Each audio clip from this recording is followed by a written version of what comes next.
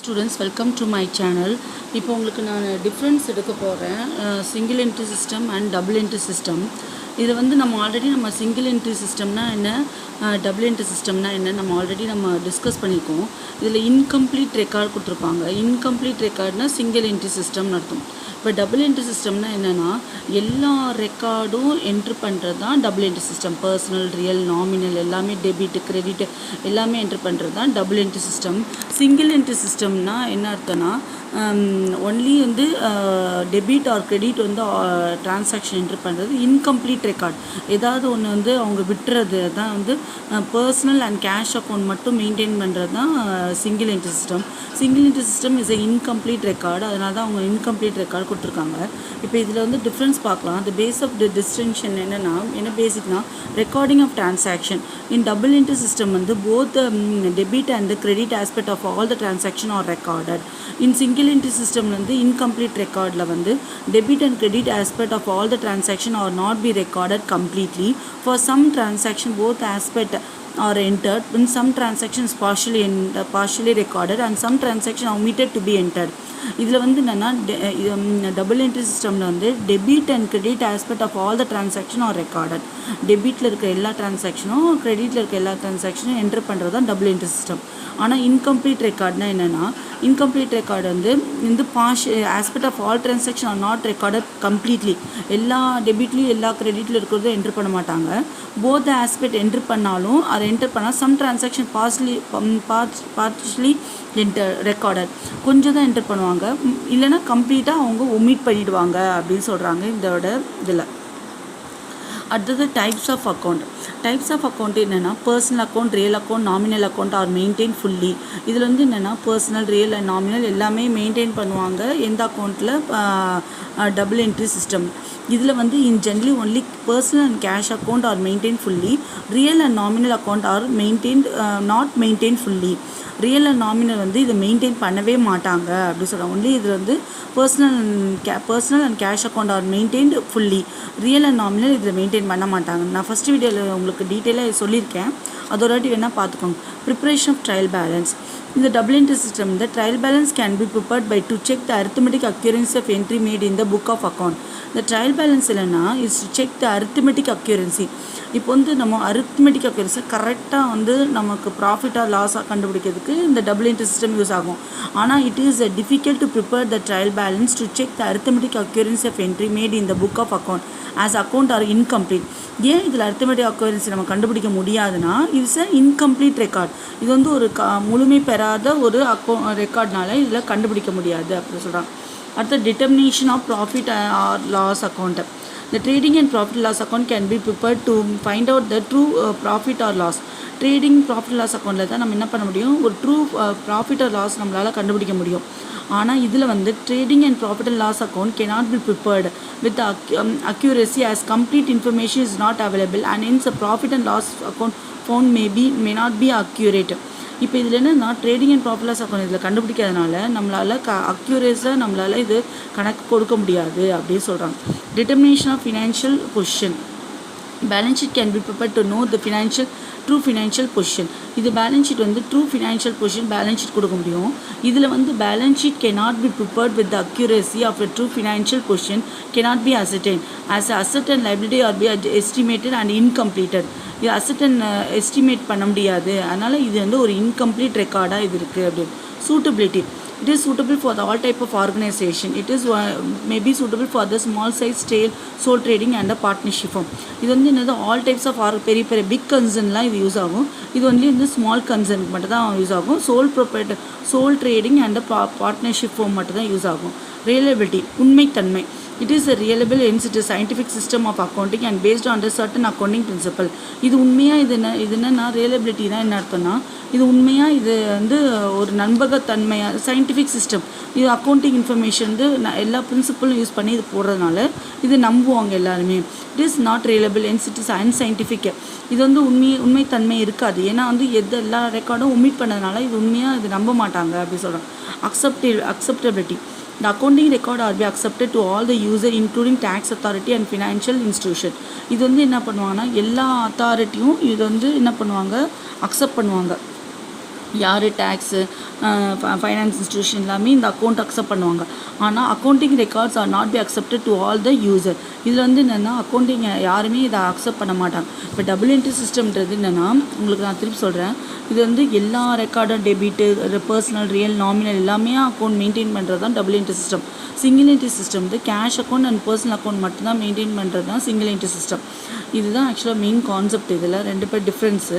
இப்போ நான் இது வந்து இன்னொன்று சொல்கிறேன். இப்போ அடுத்த இது போகிறதுக்கு முன்னாடி ஒரு சின்ன ஒரு ரீகால் பண்ணிக்கிறேன். சிங்கிள் என்ட்ரி சிஸ்டம்னா it's a part of double entry system.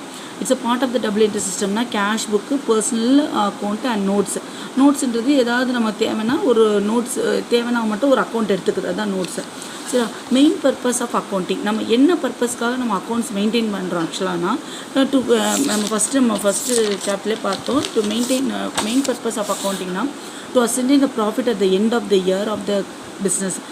ஒரு கம்பெனிக்கு ஒரு லாபத்தை கண்டுபிடிக்கிறதுக்கு, கடைசியாக லாபம் கண்டுபிடிக்கிறதுக்காக நம்ம அக்கௌண்ட் மெயின்டைன் பண்ணுறோம். To ascertain the financial position of the business at the end of the year.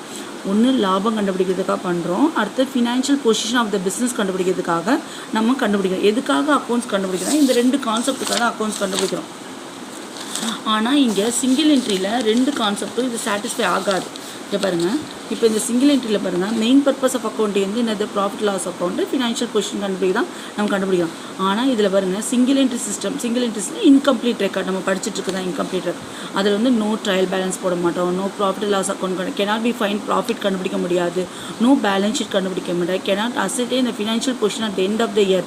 இதெல்லாம் வந்து பண்ண முடியாது. அப்போ இது எதுக்காக யூஸ் ஆகும்? இது எதுக்கு தான் யூஸு அப்படின்னு பார்த்தா, அதை இது எப்படி தான் நம்ம இதை வந்து கண்டுபிடிப்போம் அப்படின்னு பார்த்தா, அப்போ எப்படி ப்ராஃபிட்டை கண்டுபிடிப்போம்? சோல் ப்ரொப்ரைட்டர்ஷிப்போ இப்போ சின்ன கம்பெனினா ப்ராஃபிட்டை கண்டுபிடிக்க மாட்டோமா அப்படின்னா கிடையாது. கண்டிப்பாக ப்ராஃபிட் கண்டுபிடிக்க அதுக்கு ஒரு மெத்தட் இருக்குது.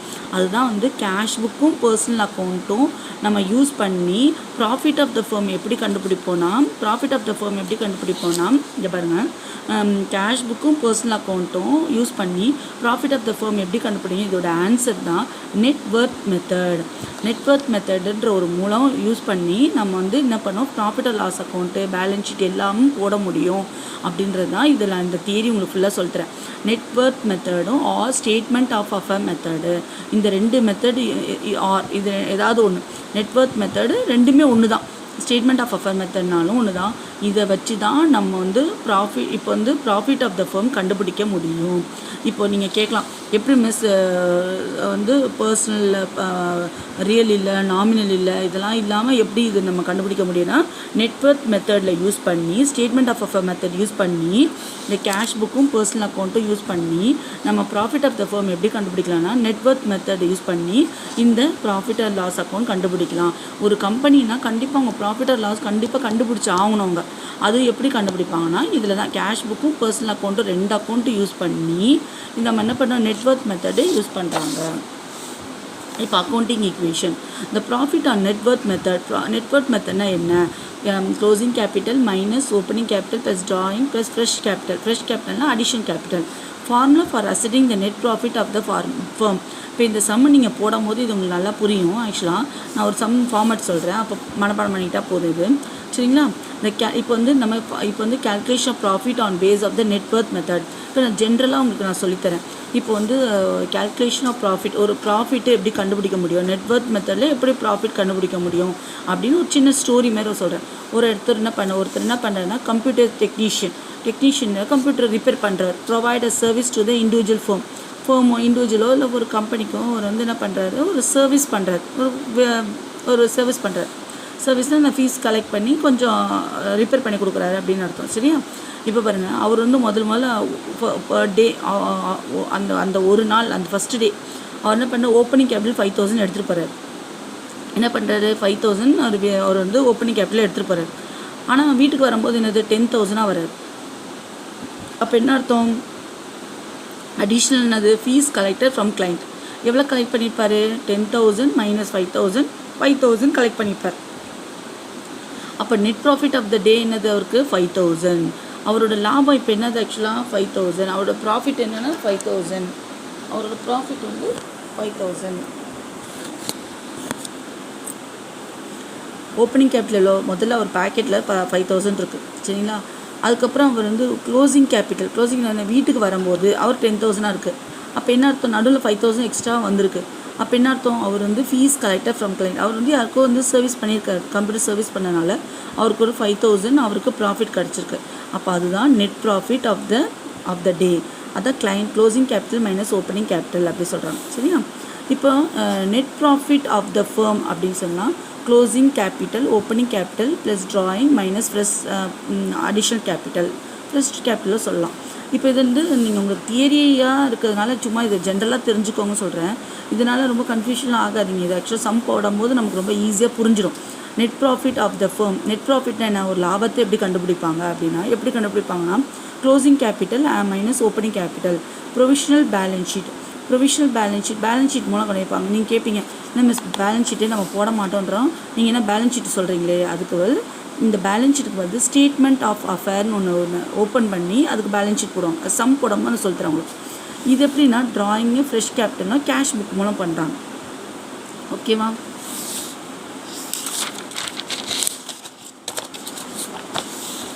இப்போ ப்ரொவிஷனல் பேலன்ஸ் ஷீட் அப்படின்னா என்ன அர்த்தம்னா not on the base of trial balance. இப்போ பேலன்ஸ் ஷீட் எப்படி போடுவாங்கன்னா ட்ரையல் பேலன்ஸ் பேஸ் பண்ணி போட மாட்டாங்க. On the base of other சோர்ஸஸ்னால் என்னென்னா this balance sheet is called a statement of affair. Other source na cash account personal account use பண்ணி போடுறதா statement of affair. This balance sheet is used for the statement of affair. The statement of affair or net worth method. இது எப்படி கண்டுபிடிக்கலாம், cash book plus personal account போட்டு இந்த notes ஏதோ ஒரு notes எடுத்து இவங்க நெட் வர்த் மெத்தட் நம்ம கண்டுபிடிப்பாங்க. ஜஸ்ட் தியரி மட்டும் இது என்னென்னு பார்த்துக்கோங்க. இது சம் போடும்போது உங்களுக்கு ரொம்ப ஈஸியாக உங்களுக்கு புரிஞ்சிடும். Now we discuss account from incomplete record. The ascertainment of profit or loss account and financial position is essential also for organization which is maintain incomplete record. இப்போ ascertainment of profit and loss account and financial position is essential also for organization ஒரு which are maintain incomplete record. எல்லா ஒரு கம்பெனிலும் ஒரு profit and loss account கண்டிப்பாக கண்டுபிடிச்சாகணும். Whether it's incomplete ரெக்கார்டாக இருந்தாலும் அது கண்டுபிடிச்சாகணும். பேஸ்ட் ஆன் அவைலபிள் இன்ஃபர்மேஷன் இந்த இன்கம்ப்ளீட் ரெக்கார்டு அந்த from memory profit and loss account may be calculated. Based on எந்த இன்ஃபர்மேஷன் இன்கம்ப்ளீட் ரெக்கார்டு அந்த கேஷ் அக்கௌண்ட்டு பர்சனல் அக்கௌண்ட்டை வச்சு நம்ம என்ன பண்ணோம், இன்கம்ப்ளீட் ரெக்கார்டை வச்சு நம்ம ப்ராஃபிட் அண்ட் லாஸ் அக்கௌண்ட் கண்டுபிடிக்கணும். The difference between the capital at the end of and the beginning of the may be considered as a profit of the profit is be adjusted in capital in such a entries.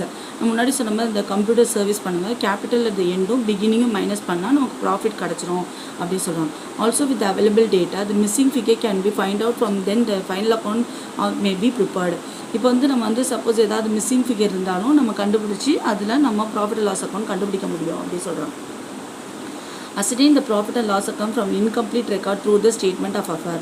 Incomplete record வந்து எப்படின்னா statement of affair மூலம் நம்ம கண்டுபிடிக்க முடியும் அப்படின்னு சொல்கிறோம். Incomplete ரெக்கார்ட்னா என்னது, profit and loss account incomplete மூலம் ஸ்டேட்மெண்ட் ஆஃப் அஃபர்ன்ற ஒரு வழியில் நம்ம கண்டுபிடிக்க முடியும் சொல்கிறோம். Under this method by preparing the capital net worth at the beginning and the end of the specific period profit or loss is found out. Net worth na enna sonna capital, net worth na another capital. Any decrease in capital net worth is taken as a profit. Decrease aachna capital decrease aachna adu profit athugum, while increase in a capital is recorded as a loss. Increase na adu vandu capital profit athugum, increase in capital na profit athugum, decrease in capital na loss athugum. இப்போ வந்து increase in capital என்ன, நான் சொன்னேன்ல ஒரு 5,000 இருக்குது, 5,000 எடுத்துகிட்டு போகிறான் முதல்ல, அடுத்து 10,000 வருது. அப்போ இன்க்ரீஸ் இன் கேபிட்டல் அவனோட இது இன்கம் வந்து இன்க்ரீஸ் ஆகுது, அப்போ ப்ராஃபிட்டு. டிக்ரீஸ் இன் கேபிட்டல் என்னது, அவன் வந்து கம்மியாச்சுன்னா அதோட அந்த அமௌண்ட் 5,000 கம்மியாச்சுன்னா அப்போ லாஸ் அப்படி சொல்லலாம். Capital at the beginning and the end of the can be find out preparing the statement of offer in the beginning and the end of the accounting year respectively. The statement of offer is a statement showing the balance of the asset and liability on the particular date. இப்போ balance sheet நம்ம கண்டுபிடிக்கணும்னா என்ன பண்ணணும்னா statement of affair கண்டுபிடிக்க, balance sheet கண்டுபிடிச்சா statement of அஃபர்னு ஒன்று கண்டுபிடிச்சி நம்ம ஓப்பனிங் கேபிட்டல் கண்டுபிடிக்கலாம் அப்படின்னு சொல்லுவாங்க. This ascertaining the profit is also called statement of a method or net worth method or capital conversion method, comparison method. ஓகேவா? இப்போ ஸ்டேட்மெண்ட் ஆஃப் அஃபர்னால் ஒன்றும் கிடையாது. இப்போ வந்து ஸ்டேட்மெண்ட் ஆஃப் அஃபர்னால் இப்போது வந்து இன்கம்ப்ளீட் ரெக்கார்ட்னா நம்மளால் ப்ராஃபிட் கண்டுபிடிக்க முடியாதுன்னு நினைக்கக்கூடாது. கண்டிப்பாக அது கண்டுபிடிக்க முடியும். எதன் மூலம் அது கண்டுபிடிக்க முடியும்னா, இது வந்து calculation of profit and loss account through the statement of அஃபர்ன்ற மூலம் நம்மளால் கண்டுபிடிக்க முடியும். அதுதான் இதோட சின்ன கான்செப்ட். இப்போ இன்கம்ப்ளீட் ரெக்கார்ட்னால நம்மளால் ப்ராஃபிட்டை கண்டுபிடிக்க முடியாதா? ஏன்னா ட்ரையல் பேலன்ஸ் கண்டுபிடிக்கல, பேலன்ஸ் ஷீட் கண்டுபிடிக்கல, அப்போ கண்டுபிடிக்க முடியாதான் நம்ம நினைக்கக்கூடாது. ஆனால் there is option is there, ஒரு வழி இருக்குது. அதில் வந்து ஸ்டேட்மெண்ட் ஆஃப் அஃபர்னு ஒரு மெத்தட் யூஸ் பண்ணி அது நம்மளால் கண்டுபிடிக்க முடியும்ன்றது தான் சொல்கிறாங்க. இப்போ வந்து இப்போ சப்போஸ் வந்து ப்ராஃபிட் வந்து எப்படி கண்டுபிடிக்கலாம்? Closing capital minus opening capital profit வந்துடும். சரிங்களா? இதுதான் சொல்கிறாங்க. Difference between the closing capital and the opening capital is taken as a profit or loss account of the business. Due adjustment has been given made for any withdrawal of the capital from the business or for additional capital introduced in the business. ஏதாவது அடிஷ்னலாக drawing கொடுத்துருந்தாங்களோ, additional capital கொடுத்துருந்தாங்களோ அதை நம்ம adjust பண்ணலாம். Take the closing capital as the basis. Drawing maybe touring the year should be added with the closing capital. இப்போ இது ஒரு format ஒன்று இருக்குது. அந்த ஃபார்மட் நம்ம மனப்பாடம் பண்ணால் போதும், நம்ம ஆக்சுவலாக சம் ஈஸியாக வந்துடும். This is because drawing should be reduce the closing capital and the additional capital introduced during the year should be separated. This is because additional capital introduced will be increase the closing capital. Then it can be adjusted closing capital. இப்போ இதோட தான் formula ஆக்சுவலாக. adjusted closing capital equal to closing capital plus drawing minus additional capital. By comparing the adjusting the closing capital with the opening capital, the profit and loss account can be ascertained. If the difference is positive figure, then it is profit. It is negative, is a loss. இப்போ இந்த formula use பண்ணி பாசிட்டிவ்னு வந்ததுன்னா profit, negative வந்ததுன்னா loss அப்படி சொல்கிறோம். இப்போ இதில் வந்து ஆக்சுவலாக வந்து நீங்கள் ரொம்ப கன்ஃபியூஷன் பண்ணிக்கோன்னா, ஜஸ்ட் இது என்னன்னு மட்டும் தெரிஞ்சுக்கோங்க. சம் போடும்போது நான் உங்களுக்கு வேறு மெத்தட் உங்களுக்கு சொல்லித்தரேன், அது மூலம் நம்ம யூஸ் பண்ணிக்கலாம். சரிங்களா? இப்போ இது வந்து என்னது? இப்போ இது வந்து ஸ்டேட்மெண்ட் ஆஃப் அஃபர்னால் என்ன அர்த்தம்னா, ஸ்டேட்மெண்ட் ஆஃப் அஃபர்னால் நம்ம ப்ராஃபிட் அண்ட் லாஸ் அக்கௌண்ட் கண்டுபிடிக்க ஒரு வழி. ஸ்டேட்மெண்ட் ஆஃப் அஃபர் வந்து ஓப்பனிங் கேபிட்டல் கொடுக்கலன்னா நம்ம ஓப்பனிங் கேபிட்டல் கண்டுபிடிக்க முடியும் அப்படின்னு தான் ஸ்டேட்மெண்ட் ஆஃப் அஃபர் ஆக்சுவலாக.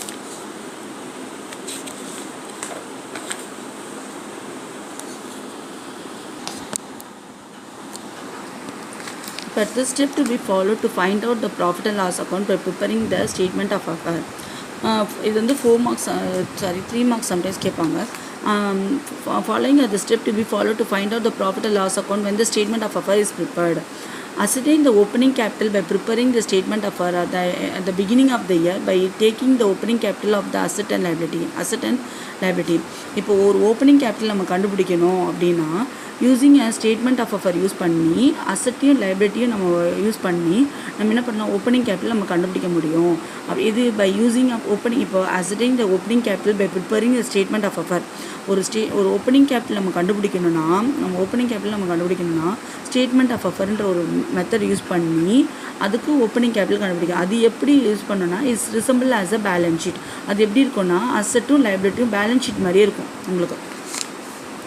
அப்புறம் ascertain the closing capital by preparing the statement of offer at the end of the accounting period after making all adjustments such as the depreciation. இப்போ closing capital கண்டுபிடிக்கணும்னா எல்லா அட்ஜஸ்ட்மெண்ட்டும் நம்ம வந்து மெயின்டைன் பண்ணிவிட்டு depreciation, bad debts, outstanding, prepaid outstanding income, interest on capital, interest on ட்ராயிங்லாம் பண்ணி முடிச்சிட்ட அப்புறமா நம்மளால் க்ளோசிங் கேபிட்டல் நம்மளால் கண்டுபிடிக்க முடியும் அப்படின்னு சொல்கிறோம். Add the amount of drawing both in cash or in kind to the closing capital. Cash or கைண்ட்னா என்னன்னா, கேஷ்னால் ஒன்று காசா இல்லைன்னா கைண்டுனா ஏதாவது ஸ்டாக்கா அப்படின்ற மாதிரி தான் இது மெயின்டைன் பண்ணி. Detect the amount of additional capital introduce to get the adjusted closing capital. Ascertain the profit or loss account by separating the opening capital from the adjusted closing capital. If adjusted closing capital is more than the opening capital, then it denotes a profit. If adjusting capital closing is less than the opening capital, then it's losses. இப்போ இதுதான் நம்மளோட format. Statement of profit or loss account for the year ended. ஒருத்தவங்க இப்போது profit or loss அக்கௌண்ட்டான்னு கேட்டாங்கனால் இதுதான் கேட்டுக்காங்க பாருங்க. From the following particulars ascertain profit or loss account கேட்டாங்கனால் நீங்கள் இந்த ஃபார்மேட்டை தான் யூஸ் பண்ணணும். இதுதான் நீங்கள் வந்து படிச்சுக்கணும். Capital at the end of the year, add drawing during the year, less additional capital introduced during the year, adjusted closing capital நம்ம வர்றது adjusted closing, less opening capital, profit or loss. இது என்னது? இந்த இது பெருசாக இருந்தால் இவருங்க இது பெருசாக இருக்குது, இது சின்னதாக இருக்குது. அப்போ என்னது? Profit made during the year. இதுவே வந்து பாருங்கள், இது வந்து பாருங்கள், இது வந்து சின்னதாக இருக்குது, இது வந்து பெருசாக இருக்குது. அப்போ loss incurred during the year. இதுக்கு ஒரு மெத்தட் இருக்குது ஆக்சுவலாக. மெத்தட் யூஸ் பண்ணி நம்ம யூஸ் பண்ணலாம். இது ஒன்றும் கஷ்டம் இல்லை. ஜஸ்ட் தியரி மட்டும் ஏன் இந்த தியரி பண்ணுறாங்க அது மட்டும் நல்லா கான்செப்ட் புரிஞ்சுக்கோங்க. ஸ்டேட்மெண்ட் ஆஃப் அஃபர்னா இன்கம்ப்ளீட் ரெக்கார்டில் வந்து through the statement of affair மூலம் நம்மளால் கண்டுபிடிக்க முடியும். ஓகேவா?